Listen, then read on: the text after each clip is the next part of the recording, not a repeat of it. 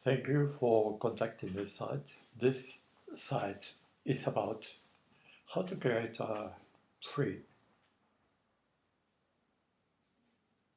modern way of life, implicit with the capacity for people to carry on with their daily lives, but at the same time uh, rescue society as it were, from the grip of poverty, lack of opportunity, um, indolence, and from a bad form of government. Governments in the world are more and more as the 21st century advances. Governments are more and more, or should we say, given to split societies, split their own population, those governees, in mostly two sections. One of those sections being the people who join us in with the governmental institutions and produce a community of governors, co-governors. These people could be from the simple politician aspiring to some power within the ranks of the political institution. Others could be traders,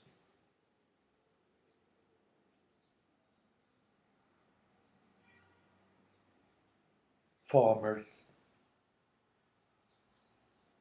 some on the legal profession, some others in the medical profession. Normally, you will find that people in high as far as a power are normally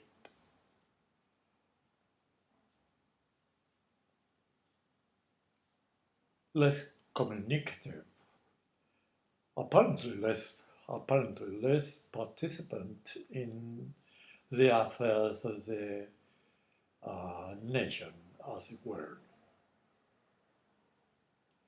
Now, these sorts of people we'll talk about later. We will come back to that in another sequence. The point I wanted to make is that normally societies in the Western world are divided uh, by the influence that exercise or the power they exercise on each other. There are the communities. There are different stages of empowering people. Empowering may come from the trades, the professions. They are, as it were, the commerce and the political institutions, as we have said already. But as stated earlier, we are going to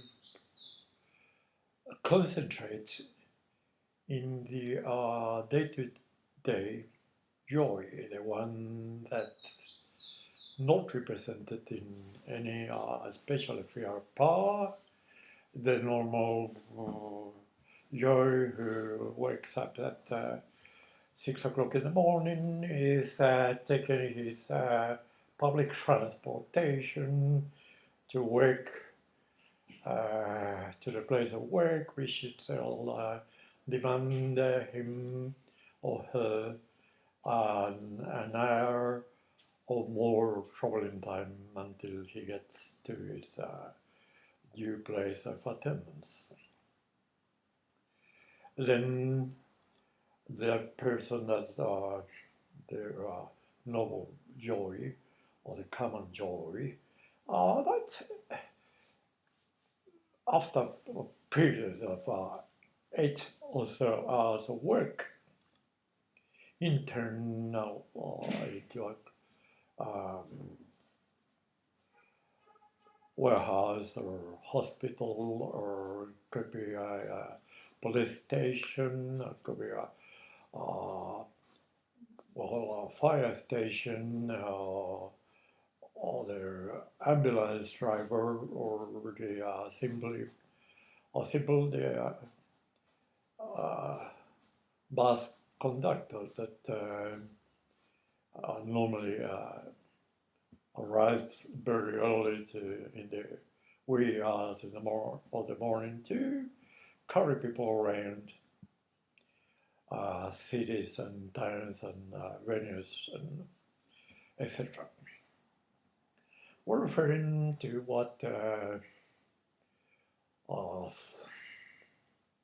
sociologists and more so politicians and in government as well as the opposition term as the worker, the blue collar.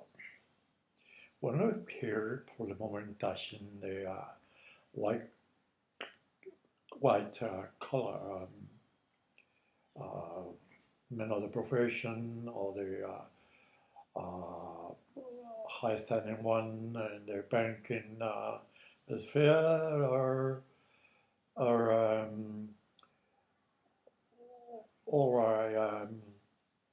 the normal practitioner of all the professions, the medical practitioner, well, etc.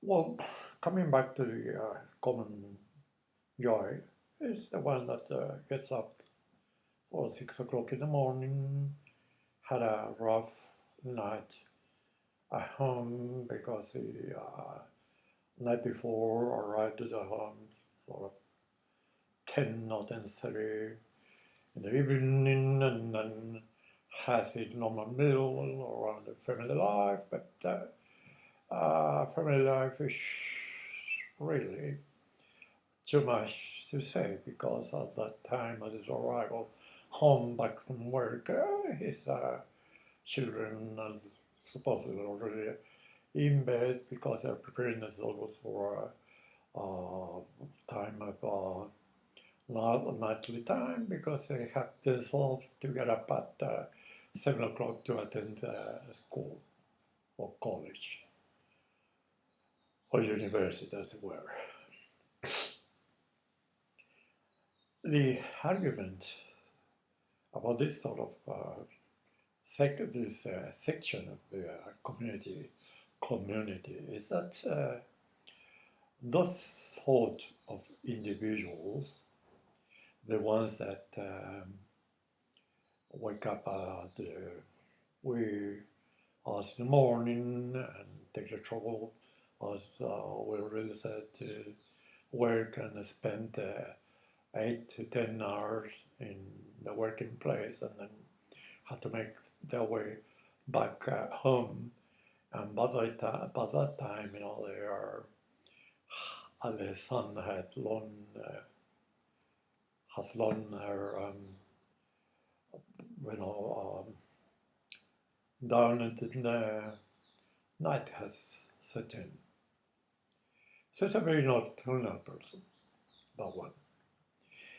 In his private life, he's not nocturnal, quite nocturnal was, uh, he, he has to depend on their expand rather, he has to spend all of his daily life at the workplace or workshop or whatever other station they had to attend to.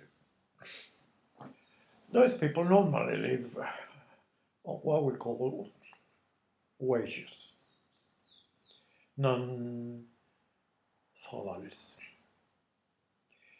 Salary, people who earn salaries are people more or less in the middle of the road, people who had already climbed up a few rounds of the ladder, games. Others has ascended into commanding positions in the workplace, um, etc. But the blue collar joy is the one that has still established himself or herself into accommodating her life or his life into a working life. It could be a person of between 20 and 24 years of age, or it could be a younger one, school leaver, so let's say 17 years, 18 years of age. It could also be a person that have recently been retired from whatever activities they perform in a lifetime, and now they are still capable of developing some sort of financial activities, so to speak, and are already attending another sort of activities.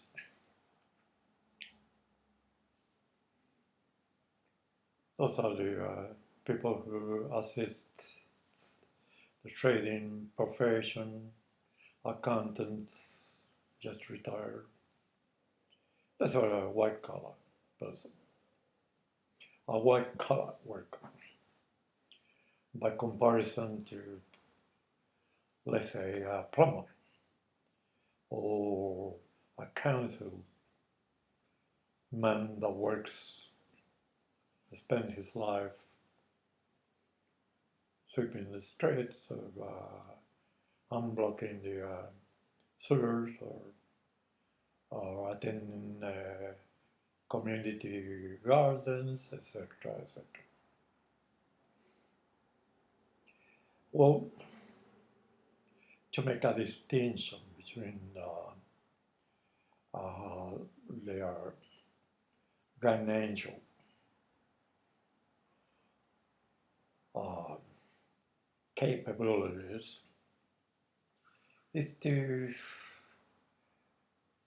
by the simple exercise of, let's say, taking a poll, going down the road and interviewing people and asking them what is their professional work or activity or commerce or could be anything. By the way, educated like teachers, high school as well as the primary. Um, people are also white collars. Why are we talking about this? Because the reason is that those people are in the law spheres of the luxuries of society. Uh, People that put up mostly with the risk, with the keeping other country, so to speak. Those people are taxed in their wages. Each time they get paid, a certain amount of money is taken away from them by their employer. And the employer is supposed to do two things with that money. One is to deposit the corresponding amount of money belonging to the worker, uh, to the blue collar joy, and to enter the money into some governmental office uh, with the intent of paying government for or private enterprises to pay that part of the deductions made to the worker, be this a he or a she, could be a male or a female person, is equally the same rule to take a discount, to take a cut out of the salaries and deposit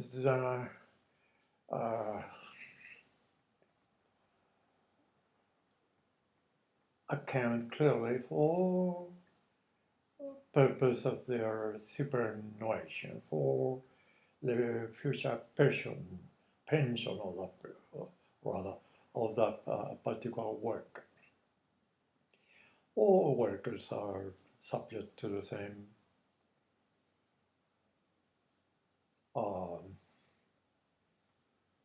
amounts of cutouts.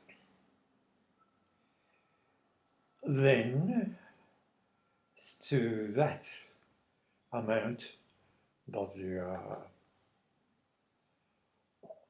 employer has collected from the individual worker, he is also supposed to contribute a percentage of that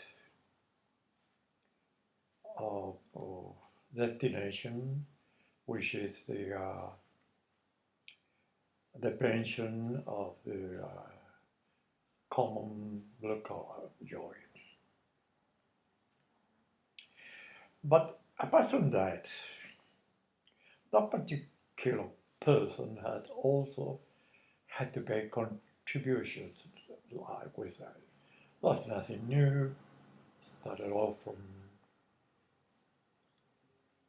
long eons, ages ago.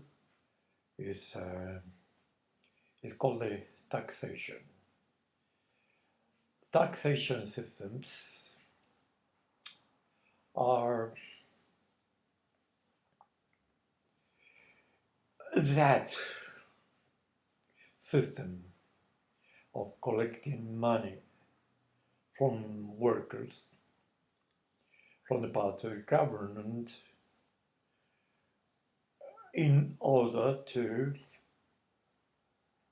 sustain the government principally, and also to sustain financially pay for services, and that the government is supposed to reinvest in their government needs. There are people under their grip of government authorities. Every country in the world, except some couple of exceptions where people pay, where workers pay no taxes. But for the rest of the world, we may say the 100%, just shy of 100% of the nations, they have the right to tax people for the money they have earned in local activities. So you sell your car, some of your earnings when you deliver the car to the buyer. Some of the earnings of that a particular property will end up in government coffers. Those taxation systems are pretty similar the world over, and in the Western societies, communities, countries, republics, states, etc. But they all come down to the same thing. How the government have authority to collect, and it is a duty to collect from their own people in order to sustain the running of the society and the government. Those people, the workers, blue workers, blue collars, white collars, professions, non-professions, associated income earners, we all pay taxes, some way or another. Taxes are divided in direct form of taxation, where you annually have to fill in a form and declare your earnings. The first thing here is very important to come down to notice of this, because what we want to put into to reveal and demystify is the authoritarianism that governments exert over their own people.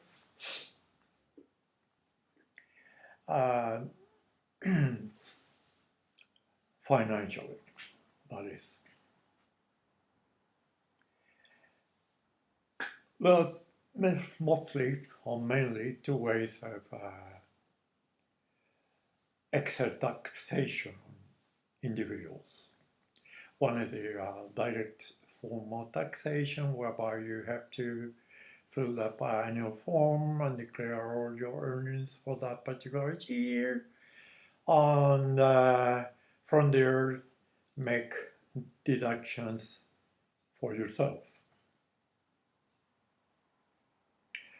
If you are entitled by your employer and by the government, with the approval of the government organizations, the taxation officers. If the worker is entitled to, say, a pair of gumboots, 2 pairs of gumboots during the year, and if the employer does not supply those gumboots to cover your feet and let's say walk or drive or walk or work in most moisture, rain, or snowy conditions, then you can still deduct that and declare that you have bought two pairs of boots, game boots, in the financial in that particular financial year. There's nothing new about that. People can people claim all sorts of stuff. You know, if you earn a company, every 3 years you can, come claim that you're buying a new computer for your office, that you're renewing your desk or the doorbell or whatever. There are limitations, of course, but they're quite often very much explicit in those forms and in the law, the taxations law. Finally, it's called taxation law. This is nothing new. It's the world over. People, workers has been doing this for centuries, ever since biblical times. It is reported in scriptures that the Savior himself, Jesus, was, rebuked once in a particular paragraph or in some part. There in the Bible somewhere. And it says that even Jesus was rebuked because apparently he had forgotten to send the tax return to the taxation office. The story goes on that Jesus could have sent his second in charge, his handyman or his apostle, whatever they called him. And he said, that is true, we need to pay taxes because what is money? Those days there were not printed money. There were only coins to go about commercial and financial transactions. So somebody presented him with a coin and he said, whose coin is this? You are king of the world and whatever it is. And I said, no, don't be mistaken, this particular coin belonged to Caesar because his Caesar's face was engraved in that particular coin. Caesar, of course, being the government of that time. So we are supposed to pay taxes during, so supposedly, all the time we enter into a commercial transaction or in our working life, all along. Gotta pay taxes, whatever way. There is no way to look back at it. But the funny thing is nowadays that governments have taken this right of authority to charge taxes on their people as I am privileged without control from the individual, from the contributor in this case. The contributor being, of course, the people that pay taxes. Anyone that pays taxes contributing to the upkeeping of the country or republic or whatever it is. Let's call it republic. But most noticeable in the Republican system government. Government collect taxes two ways: directly by telling you, you know,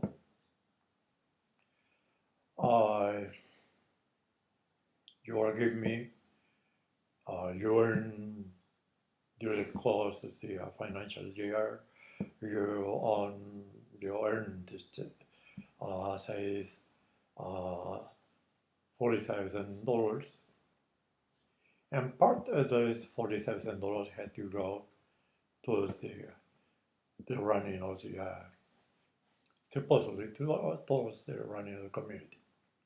And this is the funny part. That in that particular form, as we said before, you can make deductions in your behalf. You can say, I needed a pair of boots, so I bought a pair of boots and cost me $60 pair of boots, game boots, all weather resistant, etc., etc. And so, I'm going to recollect that money for me. And so I'm going to put this claim, because you can only claim. You cannot say to the government, look, I had to buy a pair of green boots, and therefore, because I paid $60 for that pair of green boots, that I have to, because it's my profession. You're a doctor practitioner working in surgery, or surgeon, or just a joy, a blue collar joy that sweeps the streets, they all wear the same, gamblers. Different quality, but basically the same thing. Gamblers. The fishermen, the collectors fish, and also to a fishmonger, and the fishmonger also wear gamblers. The funny thing here is that you cannot tell the government, I bought a pair of boots because this is, and it cost me $60, therefore I'm going to cut. If government will say, okay, you paid 25%, that's more or less the average, which a blue collar pay. 25% of your earnings, or your net earnings, your physical earnings, like if you in the financial year we said you had $60,000, you made $60,000 for yourself, working 8 hours a week, or 38 hours a week, or whatever it is, the regime in your particular republic. Then you cannot say, well, I'm going to pay you less $60. That's not the way things work for the taxi, for the victim of the government, or the person that is under the grip of the taxation office or the government of the day. No, that's not the way it works. Now, in that form, it said you can make deductions subject to approval. It's up to you. You can say, okay, I spent during the year 3 pairs of gambits in this financial year. And so you can claim, $180, 60 dollars a pair is multiplied 3 times, it's $180, and you put there $180. Funny thing is that when it hits the controller, the man or the person or the mob that controls you, that you pay due taxes, 25% of your salary, 25% of the $60,000 you made, compulsory, because you are a blue collar worker, just a common joy, that wakes up at 6 o'clock in the morning, like we said, and spend your lifetime, day lifetime, working, because while you're traveling to work, take you public transport may take you 1 hour or so, or 2 hours, and if you are unlucky to live too far away from your working place, then it could be up to 2 hours. So we said you get up in the morning and it's dark. You not even a sunbreak during winter time. Not even daybreak. And you come back home at 10 o'clock in the night. We agreed to that. So basically, you're home to sleep. So basically, again, your life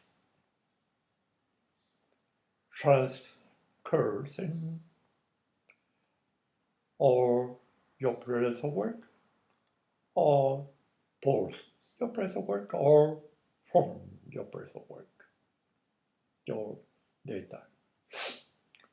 Doesn't cut much, for amusements, but that's the way it is. What we are reviewing now is that that form of direct taxation says to you, oh no, you can claim as much as you want. But I, says your government, own your wages. You cannot dictate to me. I say, look here, government, I spend, so much in clothing or overalls or clothes for that matter. You are a plumber. Of course, you need the grapes, and for your trade, and you need petrol in the tank for your car or your van or whatever you use, to go about your fixing, things and attending people's homes. So you cannot just say, this is my money that I made, unless really I spend that money on this, and so I'm going to deduct it. Unrightly so, I'm going to deduct it from my 25% of my wages that I made during the year. It doesn't work that way. It works exactly the other way around. Government will say to you, no, listen here, you're wrong. You do not own that 25%. That 25% is mine. And indeed, if I catch you playing with the form and telling me that I ought to give you back money that you have not spent in what you are declaring me that you're spending, I'm going to apply a fine to you a fine, a monetary fine. I want to punish you with a financial punishment. That is a fine. So what we're saying here is that the money that you've made in your work, working for your life, and for the life that you care for, your sons, daughters, whoever, mother, father, spouse, or whatever it is, that money is not yours. Also, the government considers it's not your money. It's the government's money. And if the government decided that you your 25% contribution, annual contribution, too small, the government says to you, look, there is a crisis there in New York and the dollar, and we had to buy dollars to trade, and we had to accumulate dollars. The dollar is up the roof there, and we have to tax it. Oh, I'm sorry, but we're gonna tax you, this time 28%. That's a 3% more. 3% of 60,000. How much is that? Or 60,000. 10% is $300. So 1% is $60. So 3 times that is $180. You would say, oh, the economists say, oh, that's not much, people will put up with this. No worries, they love us, We are so democratic, we are just so good that they love us. Anyway, what are they gonna do? We, publish, the new taxation code, and people will have to pay. Because we had the right to tax them. Constitutionally speaking now, governments do have the right to do 3 things in any nation, state. To form a nation, and after they form that nation, they have the right to do 3 things.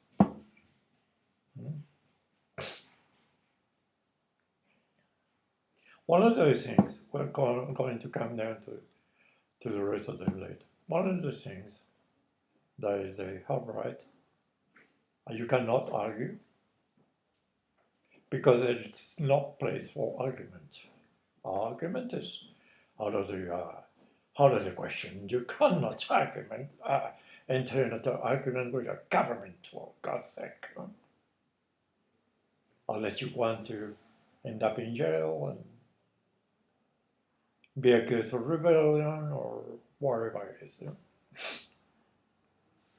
So we have that the Republic had the right to tax you. They taxed Jesus, bloody Christ, and he realized that he was at fault, and he quickly sent his second in command, go there, fish a fish for me. And in the fish, you will find the right amount of money in the form of coin. With the money, go to the taxation office and pay my taxes and your taxes as well. That'll be enough for the 2 of us. And so they happen. So it is legal for a republic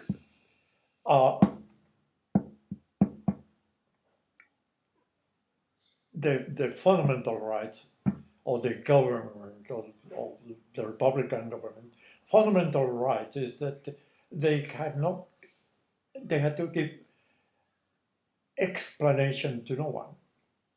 not the United Nations, not the club of, affiliates, associates, or PLO, or, or Boy Scouts. They don't have to tell anyone anything, they just tax you.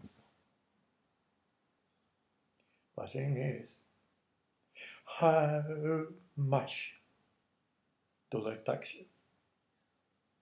It's nowhere written in any constitution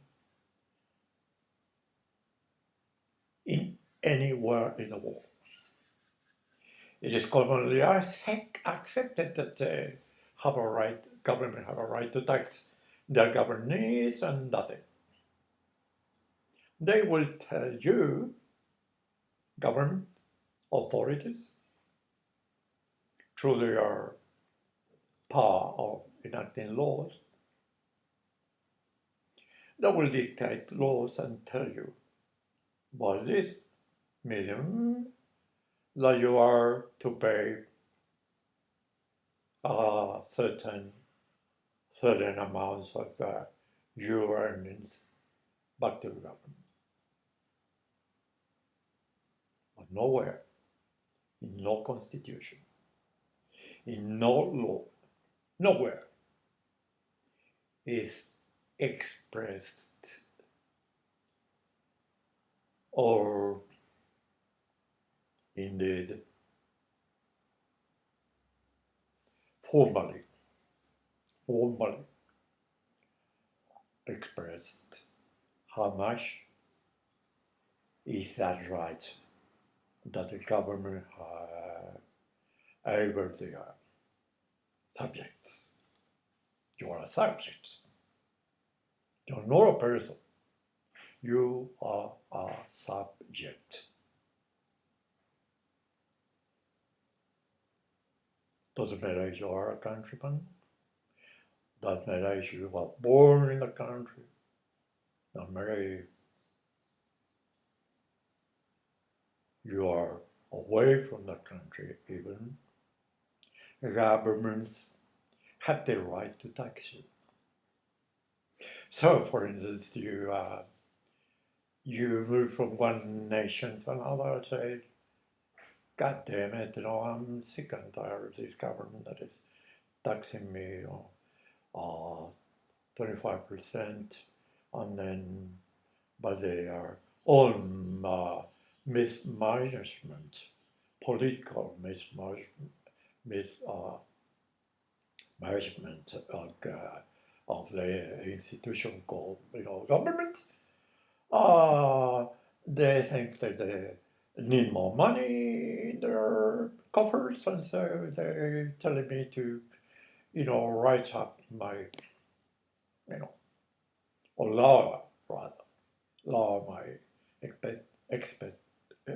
my financial expectations, because now I will pay more to government. And so will my wife and my kids when they are working age, and so forth and so forth.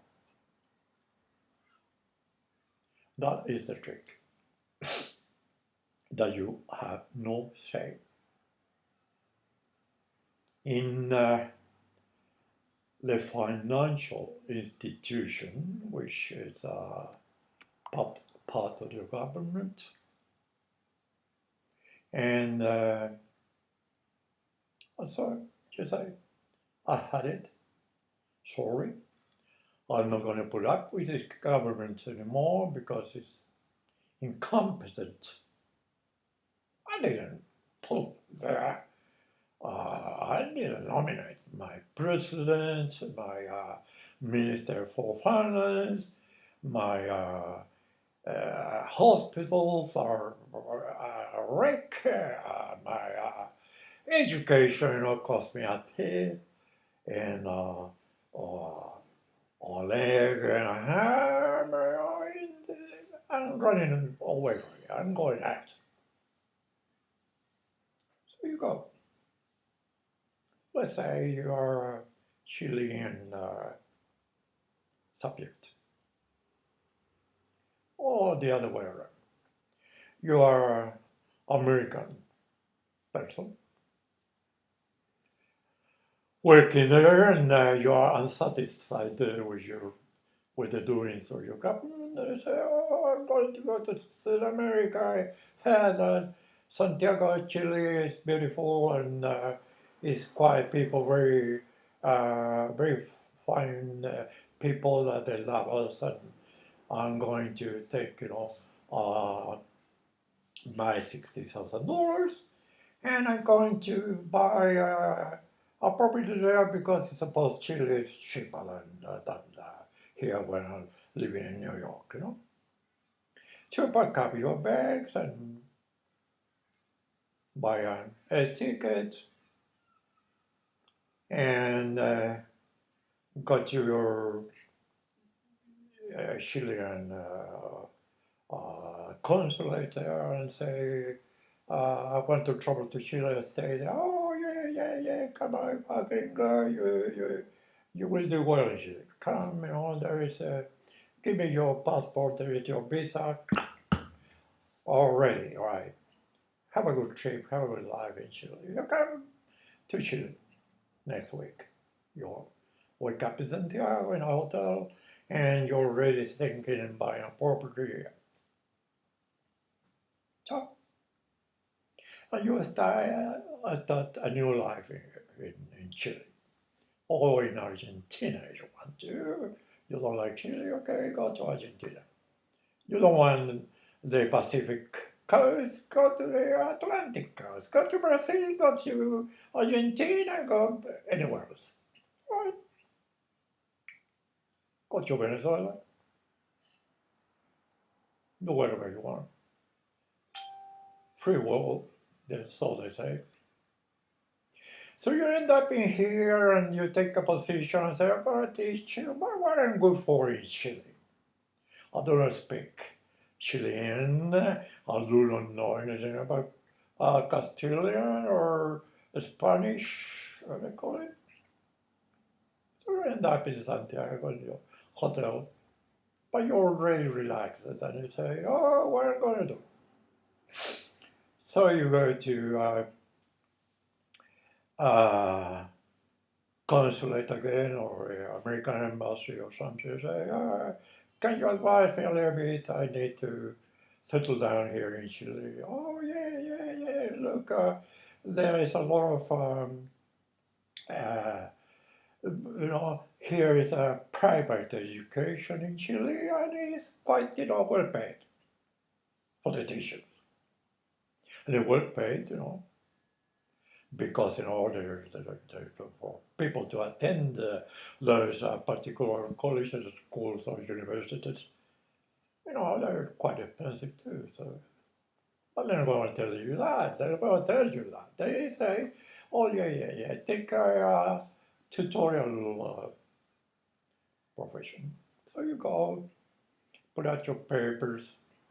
The university said, I'm a gringo. I know I speak now Spanish, Spanish, but oh yeah.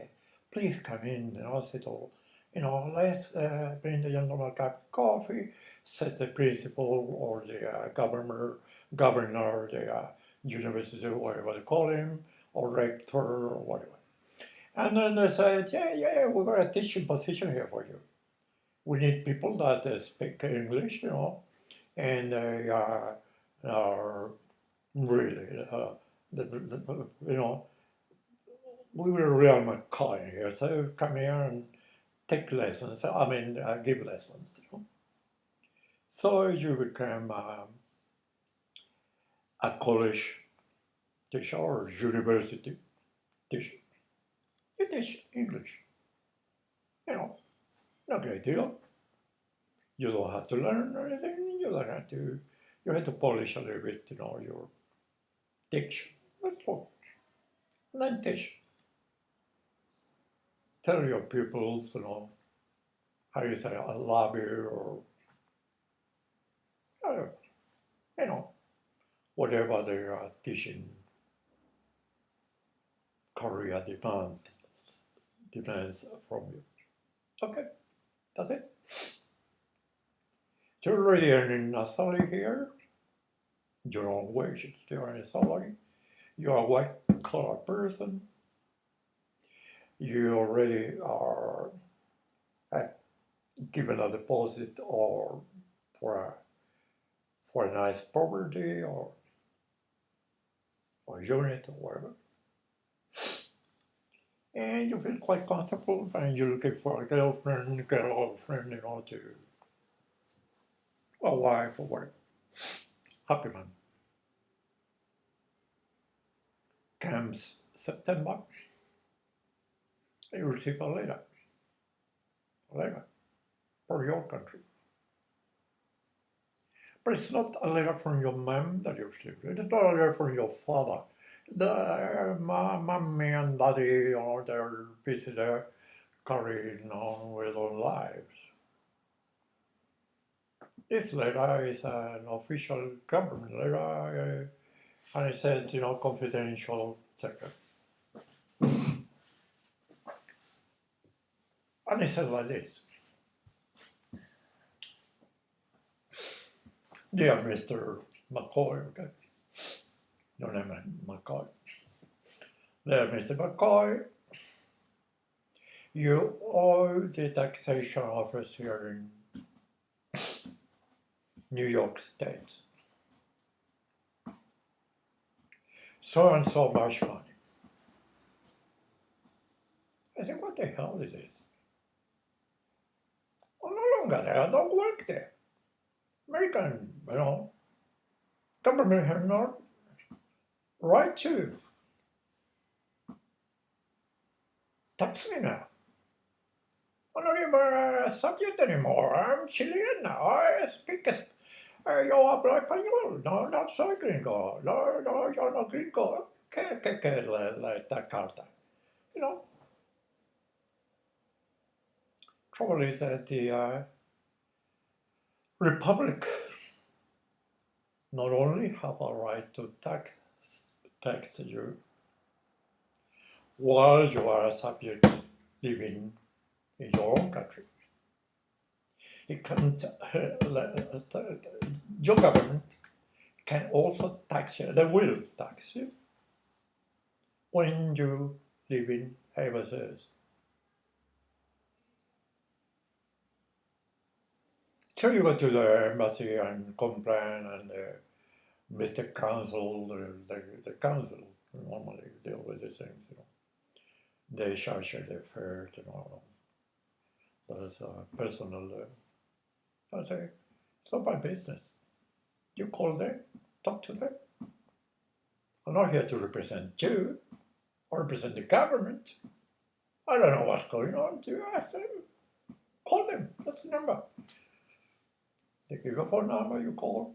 I say, how come you are asking me money? I'm not living there anymore. Oh yeah, they say. You're not living there, but we know you've got a property there and shit. You are still an American citizen, and you? Oh yeah, I'm an American citizen, of course. Oh, well then, send us the money because, you're, otherwise we are going to put you to court, and if you don't appear with the money, we are going to send the FBI against you, to chase you and get the money. Money are we going to get from you? No worries. So you say, oh gosh, what a life.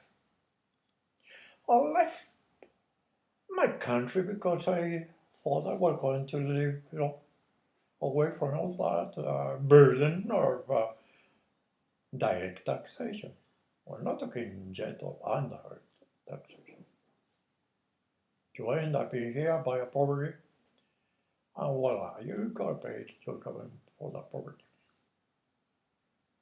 Double. Voila. Voila, my God. Behold, you will pay also the Chilean government for that goddamn property.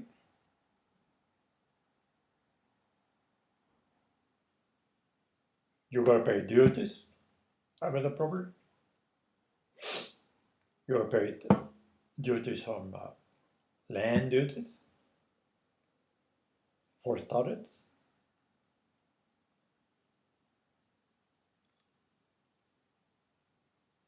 And the Chilean government can say anytime they feel like, or, or when they find they need to collect more money, like we said, from the blue collar Joy, the one with the gambits. The government decided that they're running short of money. We'll say, oh, well, you're going to raise land duties, contribuciones. You know what I mean? Contribuciones. Contribuciones is land duties. What we pay here for, you know, for having a property here. And contributions, collect contributions, can go,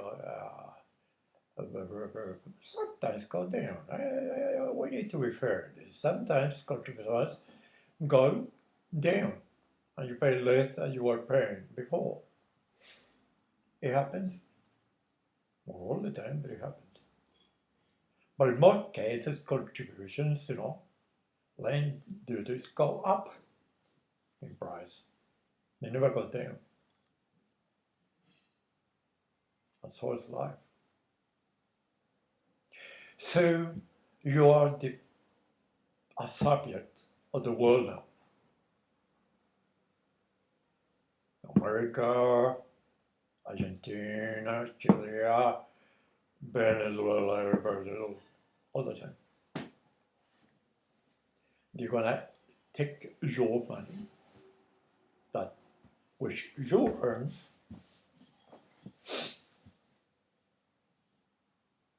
and when they take their money because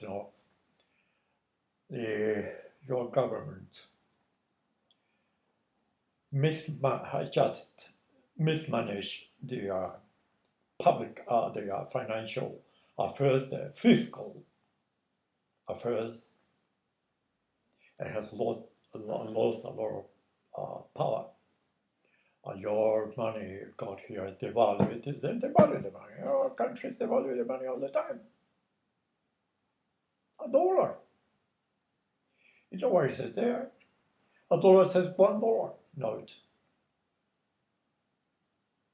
But in actual reality, a dollar is 1/13. 1 divided by 1/3. 1/13 of a dollar. That's the physical, the real value of that dollar. That's in a purpose first line, the first advanced industrialized country. Same thing happened with the yen, with the won, with the pound. Used to be sterling pound. There is not sterling anymore for many years now. It's pound too.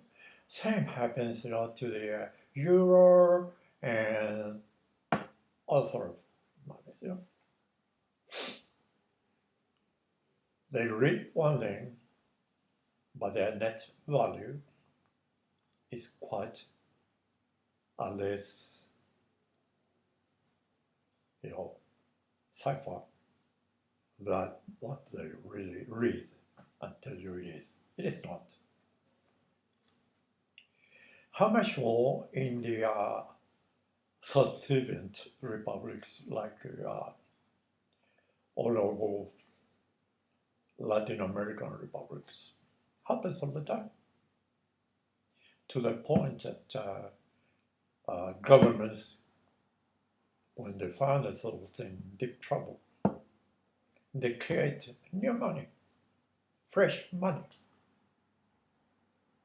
Done it in Venezuela, done it in Chile in the 1960s. They've done it in Brazil so many times. I don't remember how many times they changed their, you know, their crusader, and then their, I don't know. I was there when they one of the last changes, the money changes they did. Excuse me, I'll go into